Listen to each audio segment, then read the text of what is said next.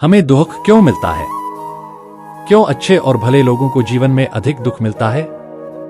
दुख का कारण। आमतौर से दुख को नापसंद किया जाता है। लोग समझते हैं कि पाप के फलस्वरूप अथवा ईश्वरीय कोप के कारण दुख आता है, परंतु यह बात पूर्ण रूप से सत्य नहीं है। दुखों का एक कारण पाप भी है। यह तो ठीक है, परंतु यह ठीक नहीं कि समस्त दुख पापों के कारण ही आते हैं। बहुत बार ऐसा होता है कि मनुष्य दुखी अपने प्रारब्ध के कारण होता है। प्रारब्ध में वे सभी कर्म आते हैं जिनसे पूर्व जन्म में हमने किसी को दुख पहुंचाया होता है। दूसरा कारण क्रियमाण है। ये वे कारण है जिनका फल प्राय साथ साथ या मनुष्य को इसी जन्म में भोगना पड़ता है।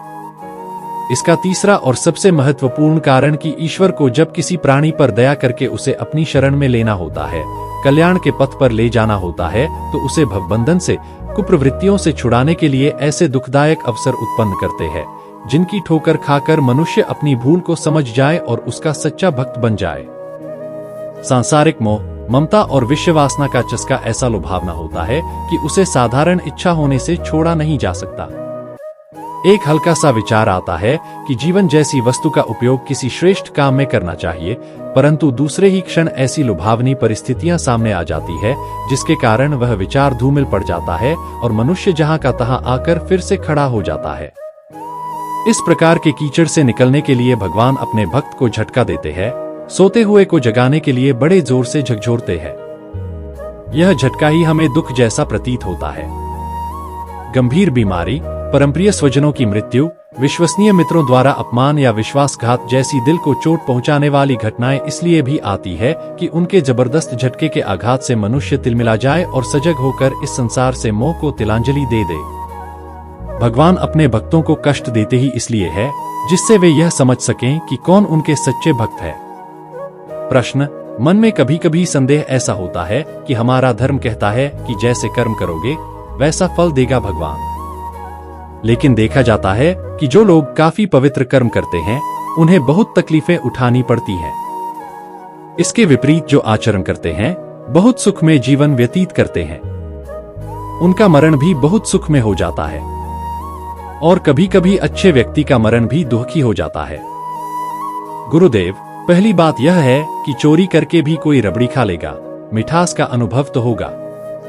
जो मर्यादा का परित्याग करके ईमानदारी से करोड़ों किलोमीटर दूर रहकर अर्थ का संचय करते हैं, अर्थ के सेवन से मौजमस्ती पूर्ण जीवन यापन करते हैं, एक आपने बताया। दूसरा वो जो धर्म के मार्ग पर चलते हैं, धन भी उनको आजकल कम से कम सुलभ पाता है, रोटी मक तक सीमित रहते हैं। धन की कमी के कारण समाज भी उनको उपेक्षित दृष्टि से प्रायः देखता है। ये सब आपने कहा। कभी कभी धर्मात्मा भी कोई विकृत रोग की चपेट में आकर देहत्याग कर देते हैं। कभी कभी जो जीवन भर अनाप शनाप काम करते हैं, हंसी खुशी में देहत्याग कर देते हैं। ये सब तो आपने पूछा। थोड़ा विचार कीजिए। दुर्योधन का जीवन मौजमस्ती पूर्ण था या युधिष्ठिर जी का?